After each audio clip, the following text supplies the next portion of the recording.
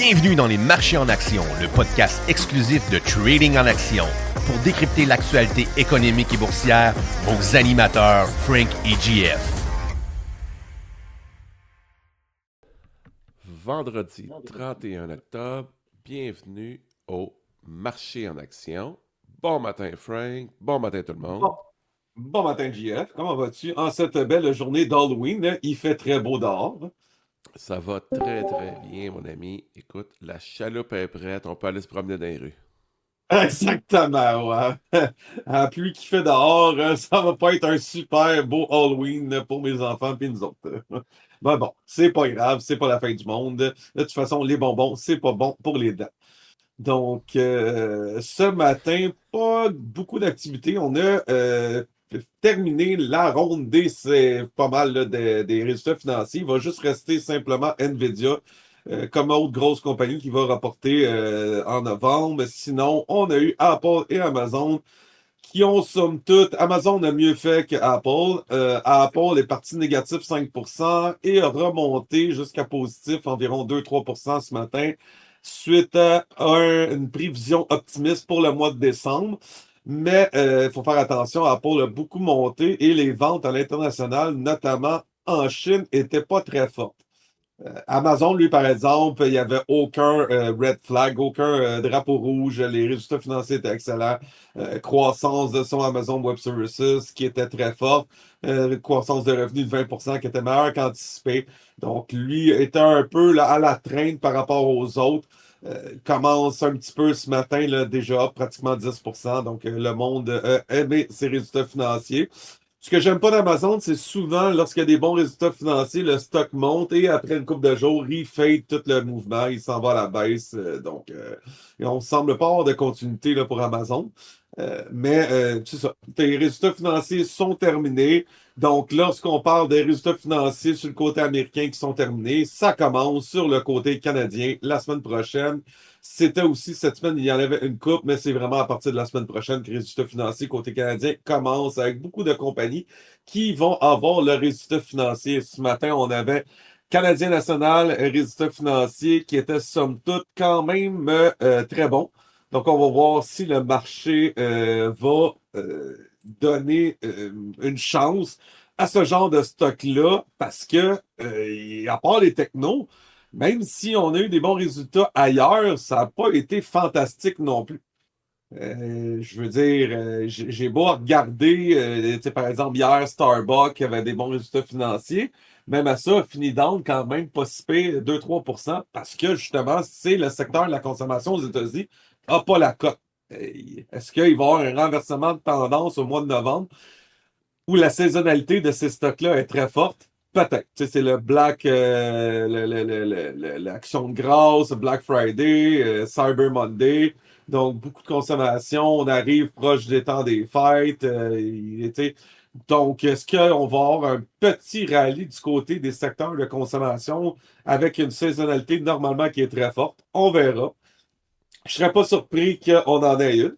Mais là, présentement, c'est ça. Tu sais, j'avais mentionné que la majorité des compagnies allaient battre la cible des analystes.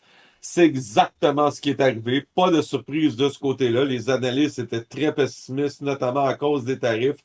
L'impact des tarifs était difficile à calculer. Mais là, présentement, clairement, les compagnies ont mieux fait qu'anticiper, propulsées par l'intelligence artificielle. Et on dépense.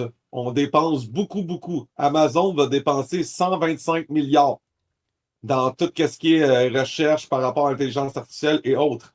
Donc, 125 milliards, c'est beaucoup d'argent dans l'économie.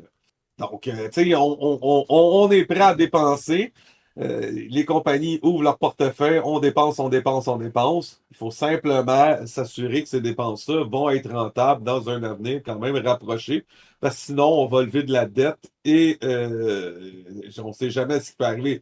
Si tu mets 125 milliards, puis ton 125 milliards ne rapporte pas grand-chose, c'est pas super bon. Donc, on verra. Mais ce matin, Amazon est plus propulsé et plus à la hausse qu'Apple, c'est normal. Donc, ça, on verra ça. Mouvement baissier hier en fin de journée, on a eu MDA Space qui a baissé de 15% suite à la nouvelle que Starlink allait peut-être acheter un de ses compétiteurs. Donc, on verra ce matin qu'est-ce que ça va faire. Mais on n'achète pas un couteau qui tombe. La nouvelle n'était pas bonne. Donc, on verra voir si qu'est-ce que ça va faire, si ça va continuer plus vers le bas ou ça va se stabiliser ou monter. Un stock mal aimé qui a monté ce matin, MSTR aussi, résultat financier qui était quand même pas si pire, mais dans ses résultats financiers, il faut faire attention. Michael Saylor a poussé beaucoup sur le fait que lui, il voit le Bitcoin à la hausse d'ici la fin de l'année. Donc, est-ce qu'il va avoir raison? Probablement, là. Je veux dire, le Bitcoin est quand même pratiquement 10% en bas de son haut, de son haut de l'année. Donc, peut-être on va avoir un rallye aussi du côté des Bitcoins. Le Bitcoin semble être un petit peu mal aimé depuis une couple de temps. Donc, on verra ça. Sinon, si on fait le tour des marchés financiers ce matin, Dow Jones a 32 points, 0,07%, S&P 500, 47,25 points à la hausse, 0,69%, et le Nasdaq, 312 points, 0,25, up 1,21%, surtout propulsé par Amazon et par aussi Meta qui est up aussi un peu ce matin par rapport à sa journée d'hier qui était down de 11,3%. Un petit rallye, là, rien d'exceptionnel, mais un petit rallye du côté de Meta ce matin. Côté des commodités, gaz naturel qui poursuit sa montée, donc up 3,34%. Le pétrole, lui, est flat pratiquement à moins 0,21 sous à moins 0,35%. Le gold maintient en haut de 4000, donc 4017 en hausse de 1,5 0,04%. Le silver, pratiquement lui aussi flat, à la baisse de 7,5 sous, 0,16%. Et le copper, qui est en haut de 5 qui maintient en haut de son 5 qui est down de 1,45 sous à moins 0,28%.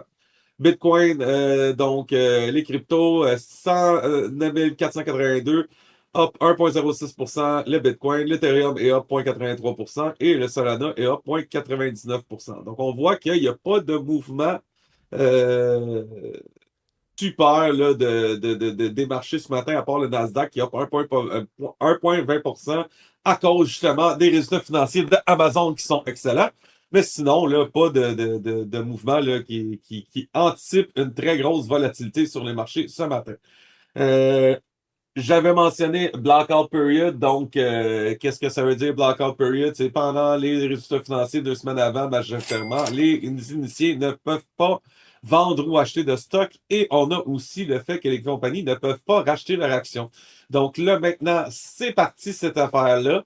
On a les compagnies qui vont racheter massivement au mois de novembre leurs actions. C'est une des plus gros, ben c'est la plus grosse saison de buyback de l'histoire, si je me trompe pas.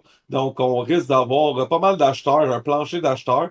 On verra ce que ça va donner pour le mois de novembre, qui est habituellement un fort mois avec celui de décembre. Pour ça qu'on les nomme le Santa Claus Rally. Souvent, les pertes en capital sont terminées en octobre pour la simple et bonne raison que si on vend un stock, on n'a pas le droit de l'acheter avant un mois. Donc, si jamais on fait quelque chose, donc on ne veut pas se ramasser à vendre notre stock à fin décembre, puis pas être capable de balancer notre portefeuille jusqu'au mois de février. Donc, on fait attention par rapport à ça. Donc, les buybacks vont recommencer. La blackout period est terminée. On arrive dans une saisonnalité qui est normalement forte pour tous les secteurs de la consommation.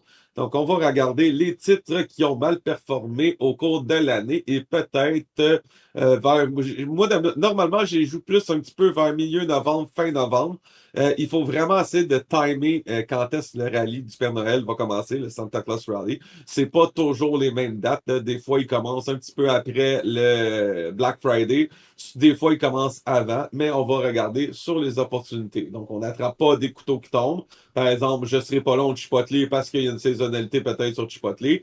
Ses résultats financiers, il n'était pas bon. Donc, je vais essayer de trouver un autre stock que lui, ses résultats financiers étaient meilleurs et peut-être aller jouer justement un Starbucks qui était un résultat financier qui était quand même pas si pire. Et je préfère jouer des stocks qui sont comme ça que des couteaux qui tombent comme Chipotle. Il n'y a rien qui me dit que Chipotle, les prochains résultats financiers vont être meilleurs. Surtout qu'il y a le consommateur américain avec les taux de délinquance des prêts automobiles et les cartes de crédit qui sont pleines. Je suis pas sûr qu'est-ce que ça va donner vraiment sur la consommation. Autre bonne nouvelle ce matin, par exemple, c'est que Donald Trump, étant donné qu'il était revenu de son périple en Asie, a mis son pied à terre et dit, là, ça va faire, il faut réouvrir le gouvernement.